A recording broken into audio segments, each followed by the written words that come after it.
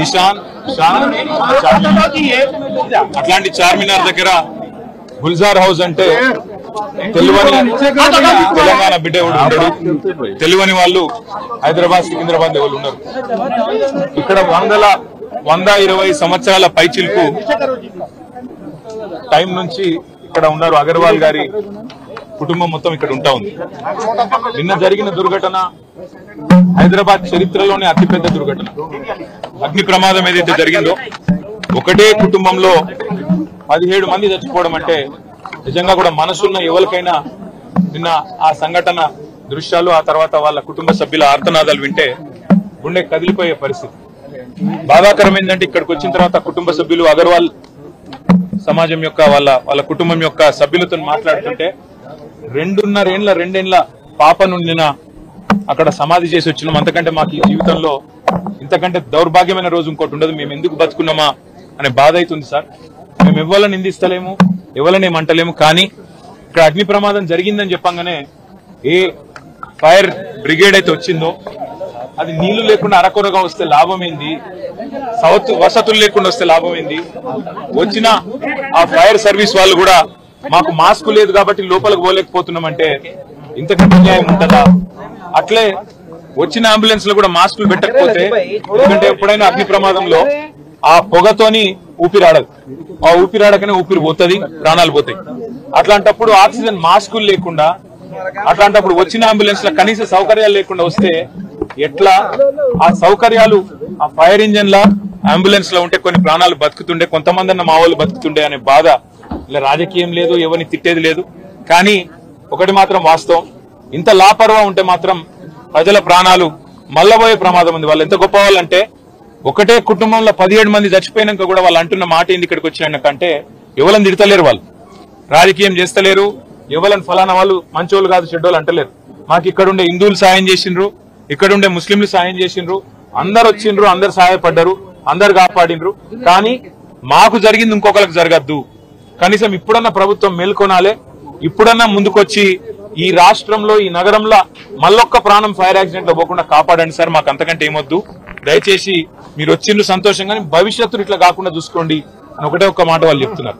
నేను ప్రభుత్వాన్ని కూడా అడిగేది ఒకటే, మీరు దయచేసి రాజకీయాలు నడుస్తూనే ఉంటాయి, తిట్టుకునుడు, మనం అసెంబ్లీలో తూకిత్తా అంటే మైకిత్తా రోజులో నడుస్తూనే ఉంటది. మేము దాని గురించి రాలే. కానీ ఇప్పుడన్నా ఎండాకాలం వచ్చిందంటే మున్సిపల్ మంత్రి గాని, మున్సిపల్ అధికారులు గాని, పోలీసు వాళ్ళు గాని, ఫైర్ ఇంజిన్ వాళ్ళు గాని ఓ రివ్యూ పెట్టుకోవాలి, సమీక్ష చేయాలి, ఎక్కడ ప్రమాదం జరుగుతుంది. ఎందుకంటే ఇది densely populated area. Old city అంటే ముఖ్యంగా చార్మినార్ అంటే ఎక్స్ట్రీమ్లీ డెన్స్లీ పాపులేటెడ్ ఏరియా. ఇక్కడ ఒక ఫైర్ ఇంజిన్ రానికి పోనికి కూడా జాగుండదు, తెల్లారు లేస్తే అంత ట్రాఫిక్ ఉంటది ఇక్కడ. మరి ఇక్కడ ఏమన్నా అయితే ఎట్లా అనే ఒక ఆలోచన ముందు నుంచి ఉండాలి.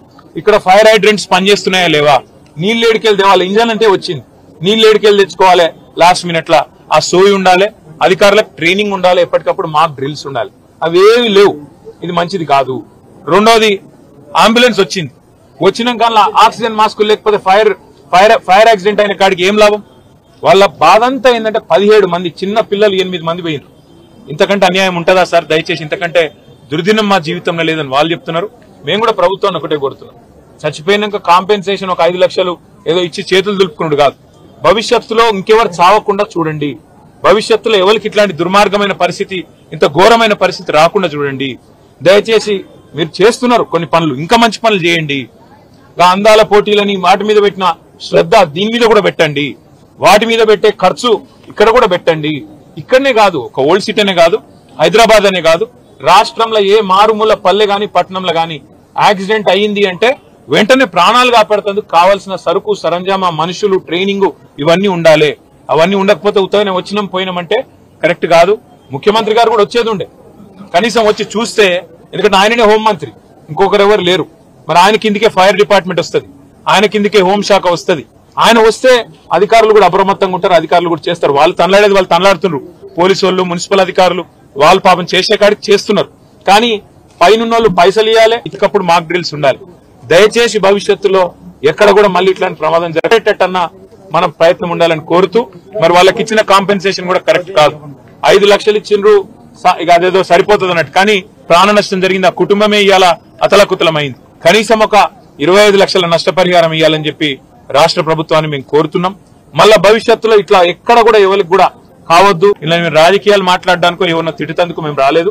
కేవలం ఇది మళ్ళా జరగద్దు, ఇంకెవరికి జరగద్దు, ఈ కడుపు కోత ఇంకెవరికి మిగలొద్దు అని మాత్రమే ప్రభుత్వానికి మేము విజ్ఞప్తి చేస్తూ, రేవంత్ రెడ్డి గారు ఆయనకు వచ్చిన ఆలోచన ఏంటంటే తక్షణం ముందైతే ముఖ్యమంత్రి గారు సంఘటన స్థలానికంటే ముందు అధికారులు కానీ సంబంధిత అధికారులు వాళ్ళందరూ పోవాలి, వాళ్ళందరూ ఆ చర్యల్లో ఇన్వాల్వ్ కావాలి, వాళ్ళని కాపాడాలి, ఏం పరిస్థితి ఉందో తెలుసుకోవాలి అనే ఒక ప్రయత్నం కాంగ్రెస్ గవర్నమెంట్ ముఖ్యమంత్రి రేవంత్ రెడ్డి గారు ఆ పనిలో ఉన్నారు. అక్కడ వారి ఇంటి నుంచి ఆ పనులు డైరెక్షన్స్ నడుస్తూనే అప్పటికే ఎవరు మన నాగిరెడ్డి గారు వారు కూడా సంఘటన స్థలానికి చేరుకున్నారు. ఇవన్నీ కూడా జరుగుతున్నాయి. ఫైర్ స్టేషన్ సంబంధించిన ఫైర్ అటు కొన్ని అన్ని కూడా ఫైర్ ఇంజన్లు కానీ అన్ని కూడా టకాటక జిఎంసీ అధికారులు కూడా చాలా కొంత సెకండ్లలో నిమిషాలలోనే సంఘటన స్థలానికి చేరుకోవడము ఇవన్నీ కూడా జరుగుతున్నాయి అక్కడంతా. ఇప్పుడు ఇవన్నీ ఎందుకంటే ఈ రాష్ట్ర ప్రజలకు, తెలుగు ప్రజలకు కాంగ్రెస్ గవర్నమెంట్, కాంగ్రెస్ పార్టీ బాధ్యతగా పనిచేస్తుంది, చేసేది చెప్పుకోవాల్సిన అవసరం ఉంది. మా కాంగ్రెస్ గవర్నమెంట్ సీఎం రేవంత్ రెడ్డి గారు ప్రయత్నాలు ఈ రకంగా ఉదయం ఎప్పుడైతే ఆ టీవీలలో ఆ బ్రేకింగ్ చూసారో ఎవరికైనా షాకింగ్. అది మనం సామాన్య మానవులకైనా ఏ నాయకుడికైనా అది షాకింగ్. 17 మంది అందులో ఇరుకపోయారు, ఏంది పరిస్థితి అనేది ఎవరికైనా వాళ్ళందరూ బయటపడాలి, బాగుండాలని ఎవరైనా కోరుకుంటాం. అదంతా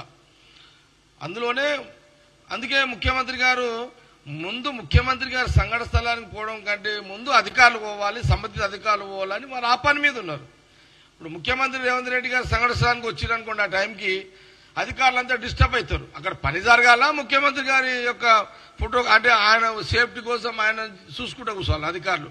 అందుకే ముఖ్యమంత్రి రేవంత్ రెడ్డి గారు సంఘటన స్థలానికి పోవడం కంటే బెటర్ వాళ్ళు ఉన్న వాళ్ళందరినీ ఎట్లా అక్కడ మనం ఏం చేయగలుగుతాము, దాంట్లో అధికారులు ఏం పని చేయాలనే దాని మీదనే వారు అలాంటి చర్యలు తీసుకున్నారు. ఇది రాష్ట్ర ప్రజలకు చెప్పాల్సిన బాధ్యత మాకు జిమ్మేదారు ఉంది, కాంగ్రెస్ పార్టీకి జిమ్మేదారు ఉంది. కాబట్టి ఇది నిజము, కాబట్టి ఇది వాస్తవాలు. కాబట్టి ఇందులో ఏ ముఖ్యమంత్రికి అయినా ఏముంటుంది, వాళ్ళ బయట పడితే బాగుంటుంది, వాళ్ళు బతికితే బాగుంటుంది అని ఒక ఆశ ఉంటుంది ఎవరికైనా. కాబట్టి ఆ ప్రయత్నాలు జరిగినాయి.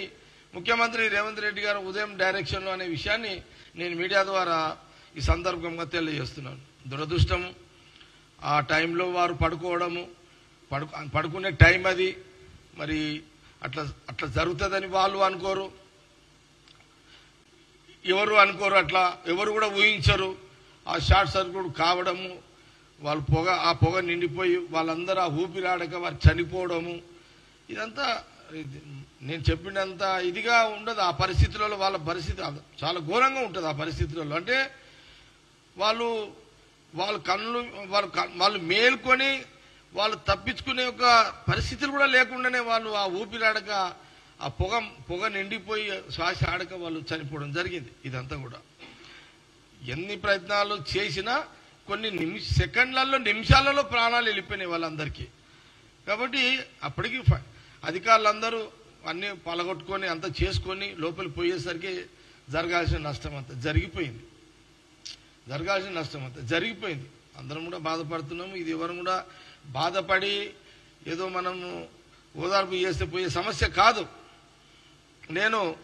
ఇదంతా ముఖ్యమంత్రి రేవంత్ రెడ్డి గారు వారి చిన్న direction, Ponnam Prabhakar in-charge minister అంతా వాళ్ళు కూడా అందరు రావడం, డిప్యూటీ సీఎం దామోదర్ గారు, అనిల్ యాదవ్ ఫీల్డ్లోనే ఉన్నాడు, మేయర్ ఫీల్డ్లోనే ఉన్నారు. ఎవరి పనులు చేస్తున్నారు, ఎవరి పనులు యాజ్ ఎ గవర్నమెంట్ ముఖ్యమంత్రి గారు చెప్పిన పనులని అధికారులు, మా నాయకత్వం, మా క్యాబినెట్ అందరూ కూడా ఎవరి పనులు చేస్తున్నారు. అక్కడ మనం టీవీలో చూస్తున్నాం, అంతా కూడా టీవీలో చూస్తున్నాం.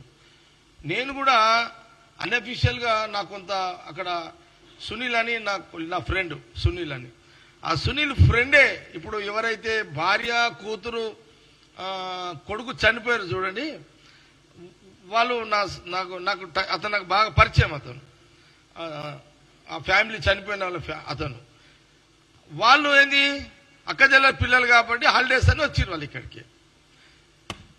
అందులో ఒక ఫ్యామిలీ మా సునీల్ అనే ఒక వాళ్ళ కజిన్ ఎవరో చుట్టమవుతారు, నాకు ఎప్పటికీ రెగ్యులర్ కలుస్తుంటారు. నాకు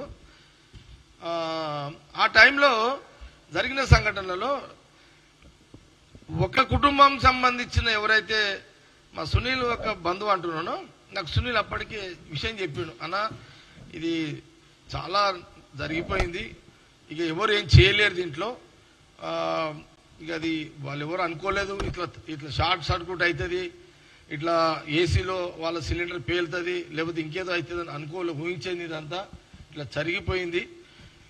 నేను అడిగిన, మరి నీ ఫ్రెండ్ కుటుంబంలో మరి ఏంది అంటే, నాన్న నా ఫ్రెండ్ వల్ల మా కొలికి వాళ్ళ చుట్టం వల్ల భార్య చనిపోయింది, కూతురు చనిపోయింది, కొడుకు చనిపోయిండు, ఇంకో కూతురు ఉంది అని.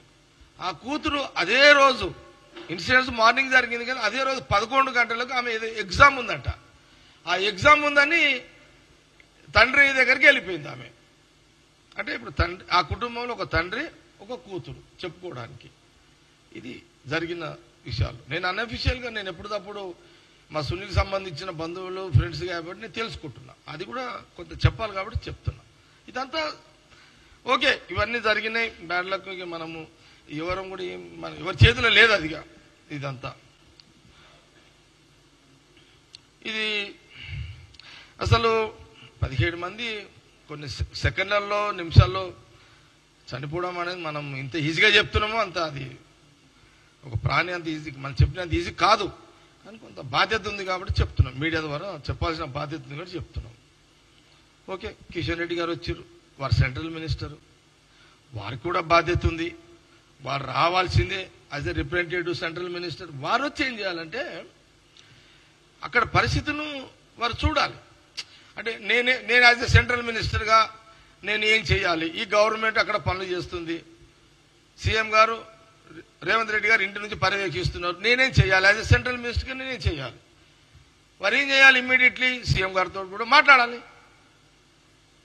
లేకపోతే ప్రధానమంత్రి గారితో మాట్లాడాలి. సెంట్రల్ మినిస్టర్గా యాజ్ ఏ సెంట్రల్ గవర్నమెంట్ పరంగా మీరు అక్కడ ఏమేమి చేయాలి మీరు ప్రయత్నం చేసుకోవచ్చు. యాజ్ ఎ డెమోక్రసీ మీరు మీ వంతు మీరు చేయొచ్చు. కానీ వారు అసలు అక్కడ పరిస్థితి ఏంటి, అక్కడ వాళ్ళకే అక్కడ చనిపోయిన కుటుంబానికే తెలియకుండా జరిగిన సంఘటన అది. కిషన్ రెడ్డి గారు అక్కడ పోయి వాళ్ళని ఏం చేయాలి అనేది మానేసి గవర్నమెంట్ మీద ఒక రాయి కొట్టే కార్యక్రమం చేసాడు, బురద జల్లే కార్యక్రమాన్ని స్టార్ట్ చేసాడు. కిషన్ రెడ్డి గారు వారు కూడా ఒక చెయ్యి చేసిండు, పాపం ఏదో చేస్తున్నాడు అని తెచ్చుకోవాలి, నువ్వు పేరు తెచ్చుకో, అట్లా సర్వీస్ ఎవరైనా శబాష్ అంటారు. కానీ నువ్వు అసలు ఆల్రెడీ ఇక ఆడ మంత్రులంతా ఎవరి పనులు చేస్తున్నప్పుడు, అధికారులు చేస్తున్నప్పుడు ఇది పద్ధతి కాదు అనేది నేను చెప్తున్నా. మీరు సెంట్రల్ మినిస్టర్ బాధ్యత మర్చిపోయారు, మీరు సెంట్రల్ మినిస్టర్ని మర్చిపోయి ఒక గల్లీలో ఒక లీడరు ఎదగాలనుకునేటోళ్ళు ఒక విమర్శ చేస్తే ఫోకస్ అవుతామనే రీతిలో కిషన్ రెడ్డి గారు నిన్న ప్రవర్తించారు. అది నాకు చాలా బాధ అనిపిస్తుంది.